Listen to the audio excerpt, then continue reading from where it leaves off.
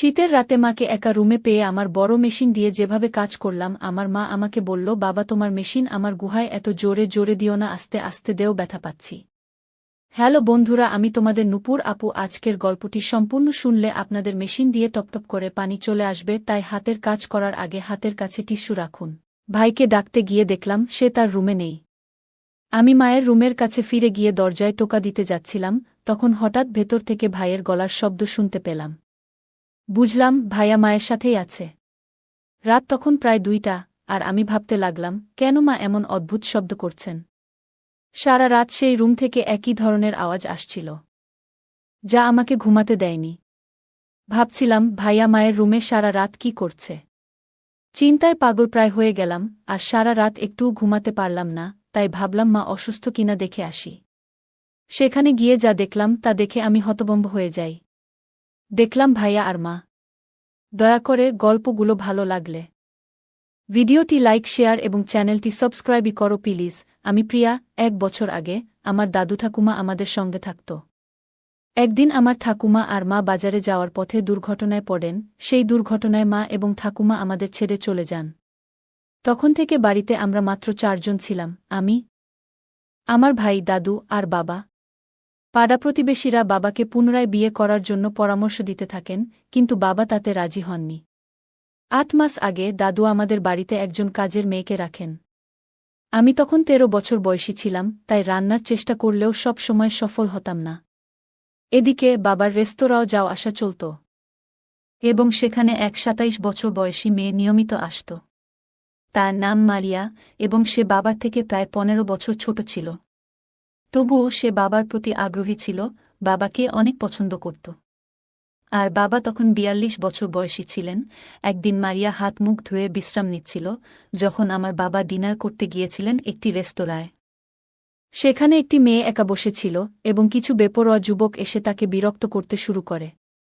বাবার নজরে বিশ্বাসটা পড়ে, তাই তিনি গিয়ে মেয়েটির পাশে বসে কথা বলতে শুরু করেন। এতে যুবকরা সরে যায়। এরপর থেকে মারিয়া আর আমার বাবার মধ্যে আলাপচারিতা শুরু হয়। যতবারই আমরা রেস্তোরাঁও যেতাম, মেয়েটি আমাদের টেবিলে এসে বাবার সঙ্গে কথা বলত। ধীরে ধীরে আমার বাবার সঙ্গে মেয়েটির সম্পর্ক বাড়তে থাকে। একদিন মেয়েটি বাবাকে জানায় সে একটি রুম ভাড়া নিতে চায়, বাবার সাথে সময় কাটাতে চায়। কিন্তু বাবা বিশ্বাসটা এড়িয়ে যান। পরদিন মেয়েটি আবার ফোন করে বাবাকে রাজি করানোর চেষ্টা করে। কিন্তু এরই মধ্যে কিছু লোক মারিয়াকে বাধা দেয় এবং বিব্রতকর পরিস্থিতি সৃষ্টি করে। একজন সাহসী মানুষ হিসেবে আমার বাবা মারিয়াকে রক্ষা করতে এগিয়ে যান। পরিস্থিতি সামলাতে বাবার কিছু সাহসী পদক্ষেপ নিতে হয়, এবং অবশেষে মেয়েটি বিপদ থেকে মুক্তি পায়। এই ঘটনার পর মারিয়া এবং আমার বাবার সম্পর্ক আরও গভীর হয়, এবং তারা বিয়ে করে। এখন মারিয়া আমাদের পরিবারের অংশ, এবং আমার নতুন মা হয়ে উঠেছেন। প্রথমবারের মতো আমি তাকে দেখলাম, তিনি অনেক সুন্দর। আমার বাবার জীবনে নতুন অধ্যায় শুরু হয়েছে, এবং আমি তাদের সুখী দাম্পত্য জীবন প্রত্যক্ষ করছি। এই দিকে আমার নতুন মাকে দেখে মনে হচ্ছিল বাবার থেকেও আমার ভাইয়া অনেক খুশি হয়েছে। তারপর আমি বাবার সাথে দেখা করতে গেলাম, দেখি বাবা রুমে নাই। পরে যখন বাবা বাথরুম থেকে বের হয়ে তার রুমে যাচ্ছিলেন, আমি তাকে আলিঙ্গন করে নিজের রুমে ফিরে এলাম। প্রতি রাতে বাবার সাথে দেখা করেই ঘুমাতে যেতাম। আমার নতুন মা আমার উপর কখনো রাগ করতেন না, বিশেষ করে যখন থেকে বাবা দ্বিতীয়বার বিয়ে করেছেন। নতুন মা বাবাকে খুব ভালোবাসতে শুরু করেছিলেন, এবং বাড়িতে সবসময় আনন্দমুখর পরিবেশ বিরাজ করত। এখন আমরা সবাই মায়ের হাতের রান্না খেতে শুরু করেছি। আমার ভাই নতুন মায়ের রান্না খাওয়ার জন্য এতটাই আগ্রহী ছিল যে কখনো কখনো সে কলেজে না গিয়ে মায়ের সাথে সময় কাটাত। সে তার মায়ের সঙ্গে গল্প করত এবং মায়ের হাতে তৈরি সুস্বাদু খাবার খেত। সেদিনও ভাই সকালে কলেজ গিয়েছিল, কিন্তু পরে তার রুমে ফিরে এসে ছবি আঁকতে শুরু করল। হঠাৎ আমার মায়ের ঘর থেকে কিছু শব্দ শুনতে পেলাম, যেন কিছু অস্বাভাবিক ঘটছে। আমি দরজার কাছে যেতেই ভাই এগিয়ে এসে বলল, আম্মু একটু অসুবিধায় পড়েছে, তবে আমি দেখছি। আমি মনে করলাম হয়তো মায়ের সাথে কিছু জরুরি কথা আছে, তাই কিছুক্ষণ পরে ভাই রুম থেকে বের হয়ে এলো। ভাই বলল, কিছু না, বাথরুমের লাইট নষ্ট হয়েছিল, সেটাই ঠিক করতে গিয়েছিলাম। আমি ভাবতে লাগলাম ভাইয়া নতুন মায়ের বেশি যত্ন নিচ্ছে। দিনগুলো এভাবেই কেটে যাচ্ছিল। ভাইজের জন্মদিনে আমরা সবাই একসঙ্গে খুব আনন্দ করেছিলাম। তার বন্ধুবান্ধব এবং পরিবারের সদস্যরা উপহার নিয়ে এসেছিল, যা দেখে আমি খুব উত্তেজিত হয়ে পড়েছিলাম। আমি কৌতূহলী হয়ে ভাইয়ের রুমে গেলাম।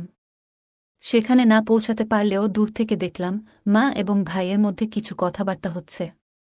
আমি রুমে ঢুকেই যা দেখলাম তা দেখে অবাক হয়ে গেলাম। ভাইয়া মাকে জড়িয়ে আছে। আমাক দেখা মাত্রই তারা সরে গেল। আমি তাদেরকে বললাম, তোমরা কি করছো? মা বলল, কিছু না তো। আমি তোমার ভাইকে জন্মদিনের উপহার দিচ্ছিলাম। আমি মাকে বললাম, কোথায় উপহার? একটু পরে মা ভাইদের জন্য একটি উপহার বের করে দিলেন।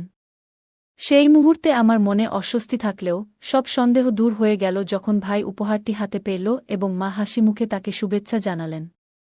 কিন্তু মনে মনে ভাবতে থাকলাম, কিন্তু মা ভাইয়ার সাথে এই রকম ভাবেছিল কেন? আমার মায়ের মা একদিন মারিয়াকে বললেন, তুমি এই বাড়িটা খুব সুন্দরভাবে সামলেছ।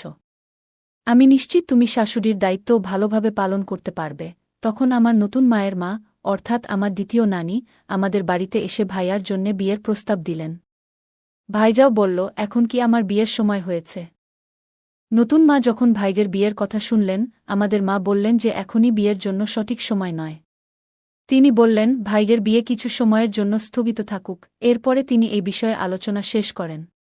মা আসার পর থেকে 1-5-2-0 দিন কেটে গেল এবং আমি মাঝে মাঝে ভাইয়ের রুমে যেতাম। 1 মাস কেটে গেল এইভাবে। সব সময় ভাইয়া মায়ের সাথেই বেশি সময় কাটাত।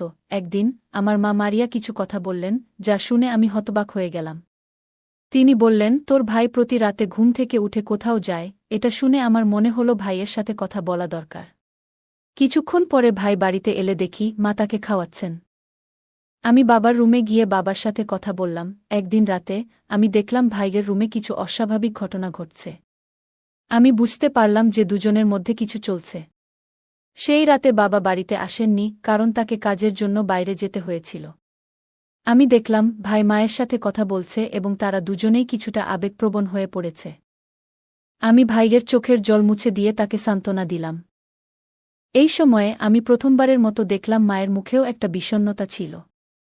আমি রান্নাঘরে গিয়ে মায়ের জন্য পানি নিয়ে এলাম এবং বললাম, মা, তুমি কেঁদো না, আমি তোমার পাশে আছি। কিন্তু কী বিষয়ে তারা কষ্ট পাচ্ছে সেটা তা আমাকে বলল না। এরপর 5 দিন এভাবেই কেটে গেল। আমার ছবি তোলার শখ ছিল। তাই আমি নতুন মায়ের ছবি তোলার সিদ্ধান্ত নিলাম। মায়ের রুমে গিয়ে তাকে বসতে বললাম এবং তার ছবি তোলা শুরু করলাম। মা তার চুলগুলো সরিয়ে একদিকে বসেছিলেন আর আমি ছবি তুলতে লাগলাম। হঠাৎ দেখি মায়ের পিঠে কিছু দাগ রয়েছে। মা বললেন, এগুলো তোমার বাবার ভালোবাসার চিহ্ন। কিন্তু আমি জানি বাবা গত 5 দিন বাড়িতে ছিলেন না। তখনই বুঝলাম মা আমাকে পুরো সত্যটা বলেননি। আমার ভাইয়ের প্রতি সন্দেহ আরও বেড়ে গেল। পরের দিনগুলোতে আমি মায়ের অনেক ছবি তুললাম এবং সেগুলো আমার রুমে রাখলাম। মায়ের ছবিগুলো দেখে আমার মনে একটা অদ্ভুত অনুভূতি জাগল। আমি বুঝতে পারছিলাম কিছু একটা ঠিক নেই। ভাইয়ের কথা মনে পড়ে আমি একটু চিন্তিত হয়ে পড়লাম। মা ও ভাইদের সম্পর্কের বিষয়ে আমি নিশ্চিত নই, কিন্তু মনে হচ্ছিল যে বিশ্বাসটা হালকাভাবে নেওয়ার নয়। মা আর ভাইয়ার মধ্যে কিছু একটা চলছে। কারণ মা সব সময় ভাইয়ার সাথেই থাকে। মা ও ভাইকে একসঙ্গে অনেকবার দেখেছি এবং তাদের ছবি তুলেছি। যদিও কখনোই তাদের না জানিয়ে একদিন বিকেলে তোলা ছবিগুলো দেখাতে মায়ের ঘরে যাওয়ার সিদ্ধান্ত নিলাম। সেদিনও বাবা বাড়িতে ছিলেন না, তাই আমি ভেবেছিলাম মা হয়তো এখনও জেগে আছেন। রাত প্রায় 12টার দিকে মায়ের রুমের কাছে পৌঁছে গেলাম এবং রুম থেকে কিছু অদ্ভুত আওয়াজ শুনে চিন্তিত হয়ে পড়লাম যে মা হয়তো অসুস্থ। ভাইকে ডাকতে গিয়ে দেখি সে তার রুমে নেই। তখন আমি মায়ের রুমের কাছে ফিরে এসে দরজায় টোকা দিব। তখনই দরজার ভেতর থেকে ভাইয়ের আওয়াজ শুনতে পেলাম। তার মানে ভাইয়া মায়ের সাথেই আছে। তখন প্রায় রাত 2টা বাজে এবং ভাবলাম, কেন মা এমন অদ্ভুত আওয়াজ করছেন? সারারাত সেই রুম থেকে একই ধরনের আওয়াজ আসছিল, যা আমাকে ঘুমাতে দেয়নি। ভাইয়া মায়ের রুমে সারা রাত কি করছে? আমি চিন্তায় চিন্তায় পাগল হয়ে যাচ্ছিলাম। সারা রাত ঘুমাতে পারিনি। পরের দিন সকালে আমি স্কুলে যেতে পারিনি, তাই বাড়িতে থাকলাম। নাস্তার সময় দেখলাম মা খুব খুশি মনে নাস্তা করছেন এবং ভাইজাও উচ্ছ্বসিত। তারা দুজন আজ অনেক মনে হচ্ছিল অনেক খুশি। হঠাৎ আমার পায়ের উপর কিছু পড়ল, তাই মাথা নিচু করে দেখতে দেখি ভাইয়ের পা নড়াচড়া করছে আমার পায়ের সাথে। এই ঘটনা আমাকে একটু অস্বস্তিতে ফেলল, তবে আমি কিছু বললাম না। ভাইয়া মায়ের পা ভেবে আমার পা নাড়াচ্ছিল। রাত 1:00টার দিকে বাবা বাড়ি ফিরলেন এবং ঘুমিয়ে পড়লেন। মা তাকে এক গ্লাস দুধ দিলেন, যা দেখে আমি জিজ্ঞেস করলাম, মা, তুমি প্রতিদিন বাবাকে দুধ কেন দাও? মা হাসি মুখে বললেন, তোমার বাবার জন্য এটা দরকার, এতে উনার শক্তি বাড়ে। আমি বুঝতে পারলাম না, তাই মা বললেন, তুমি এখনও ছোট, এসব বুঝতে হবে না। পরের দিন আমি ভাইজের রুমে গিয়ে দেখলাম সে কিছু প্রস্তুতি নিচ্ছে। তার কিছুক্ষণ পর মায়ের রুম থেকে কিছু আওয়াজ শুনে আমি নিজের রুমে চলে গেলাম। কিছুক্ষণ পর ভাইজের রুম থেকে আবারও সেই আওয়াজ শুনলাম। দরজাটা একটু খোলা ছিল, তাই চুপি চুপি উকি দিলাম। সামনে যা দেখলাম তাতে আমি খুবই অবাক হলাম। আমি যা দেখলাম তা বিশ্বাস করতে পারছিলাম না। তাই তাদের কিছু ছবি তুলে রাখলাম। পরে নিজেকে স্থির রেখে রুমে ফিরে এলাম এবং ভাই ও মায়ের কিছু পুরনো ছবি দেখতে লাগলাম। সেই ছবিগুলো দেখে আমার মনে কিছু প্রশ্ন জাগল, কিন্তু আমি তা নিয়ে ভাবতে চাইনি। মা বাবাকে ঠকাচ্ছে, আর ভাইয়াও বাবার সাথে বেইমানি করছে, যা ঠিক নয়। মায়ের কিছু কথা আমার মনে পড়ছিল, যেখানে তিনি মাঝে মাঝে ছোট ছোট কাজের জন্যে ভাইয়াকে ডেকে আনতেন তার ঘরে। আর আমি যখন সাহায্য করতে যেতাম, তিনি বলতেন, তুমি এখনও ছোট, সে সময় হয়তো কিছু বুঝিনি, কিন্তু আজ আমি যা দেখলাম তা আমাকে ভাবিয়েছিল।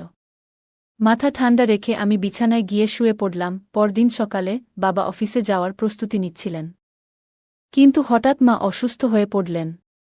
ভাইয়া দেরি না করে ডাক্তারকে নিয়ে এলেন। সেই দিন আমরা এক মিষ্টি খবর পেলাম, মা গর্ভবতী। আমি এই খবরে খুব খুশি হলেও মা ও ভাইয়ার মুখে এক ধরনের অস্বস্তি দেখলাম, যেন তারা খুশি নয়। সেদিন বাবা ছুটি নিয়ে সারাদিন মায়ের খেয়াল রাখলেন, তবে মায়ের আচরণে কিছুটা অস্বাভাবিকতা লক্ষ্য করলাম। বিকেলের দিকে মা আবারও ভাইয়ার রুমে গেলেন। আমি কিছুক্ষণ পরেই সেই রুমের দিকে গেলাম। দরজাটা একটু খোলা ছিল, তাই ভেতরে উকি দিলাম। দেখলাম মা ভাইয়াকে জড়িয়ে আছেন আর কিছু বলছিলেন। মনে হচ্ছিল তারা ভবিষ্যৎ নিয়ে কথা বলছিল। ঠিক তখনই বাবা এসে আমাকে দেখে ফেললেন। তারপর বাবা রুমে ঢুকে তাদের ওই অবস্থায় দেখে ফেলে। বাবার মুখে কোনো অভিব্যক্তি ছিল না, মায়ের মুখ বিবর্ণ হয়ে গেল, যেন কিছু বলতে চাইছিলেন কিন্তু পারেননি। ভাইয়া লজ্জায় মাথা নিচু করে আছে। বাবা রুম থেকে বেরিয়ে আসার পর মায়ের মুখে একটা দুঃখের ছায়া দেখলাম। ভাইয়া বলতে থাকে যে মাকে নাকি সে 4 বছর থেকে ভালোবাসে, বাবারও অনেক আগে থেকে। বাবার ভয়ে এসব কথা বলতে পারেনি। আমার মা বলল যে আমার পরিবারের লোকেরা আমাকে অন্য কারো সাথে বিয়ে দেওয়ার পরিকল্পনা করছিল। আমি অনেক চেষ্টা করেছিলাম, কিন্তু আমার বাবা কিছুতেই রাজি হচ্ছিলেন না তোমার ছেলের সাথে আমার সম্পর্ককে মেনে নিতে। সেই সময়ে সুনীল আমাকে বলেছিল, যদি আমি তোমাকে বিয়ে করতে না পারি, তাহলে হয়তো জীবনে অন্য কাউকে বিয়ে করতে হবে। আমরা দুজনেই তখন একটা পরিকল্পনা করেছিলাম, ভেবেছিলাম যে সুনীল এর বাবাকে বিয়ে করে পরে সব সত্যি তোমাকে জানাতাম, কিন্তু বিয়ের পর সবকিছু ঠিক হয়ে যাবে। কিন্তু বিয়ের পর সত্যিটা বলার সাহস আমাদের ছিল না আমাদের। তাই প্রতিদিন আমি দুধের মধ্যে ঘুমের ওষুধ দিয়ে তোমাকে ঘুমিয়ে রাখতাম, যাতে আমাকে তুমি না স্পর্শ করো। তার মানে বিয়ের পর থেকে বাবা মাকে একবারও স্পর্শ করেনি। তার মানে মায়ের পেটে বাচ্চার বাবা তাহলে আমার ভাইয়ার। আমার মায়ের কথাগুলো শুনে বাবা এসে তার কাঁধে হাত রেখে বললেন, সুনীলের ভাগ্যে সঠিক সুযোগ কখনই আসে না, তাই সুযোগটা কাজে লাগানো উচিত ছিল। বাবা আরও বললেন, যদি তুমি আমাকে আগে জানাতে, তাহলে তোমার জন্য সবকিছু ঠিকঠাক করতাম এবং তোমার পড়াশোনাও শেষ করতে সাহায্য করতাম। এরপর সুনীলকে বাবা মাফ করে দিলেন, কারণ তিনি তার নিজের সন্তানের ভুলগুলো মেনে নিয়েছেন। কিন্তু মনে মনে অনেক কষ্ট পেয়েছেন। পরের দিন বাবা তাদেরকে মন্দিরে নিয়ে গিয়ে বিয়ে দিয়ে দিলেন। এভাবেই আমার সৎ মা হতে হতে আমার ভাবি হয়ে গেলেন। জীবনের কিছু সিদ্ধান্ত সঠিক সময়ে নেওয়া ভালো, কারণ সময় চলে যাওয়ার পরে আফসোস করার মতো কিছুই থাকে না। গল্পটা কেমন লাগলো জানাতে ভুলবে না। আরও মজার মজার রোমান্টিক গল্প শুনতে চাইলে ভিডিওটি লাইক, শেয়ার এবং চ্যানেলটি সাবস্ক্রাইব করতে এবং বেল আইকনটি ক্লিক করতে ভুলবে না।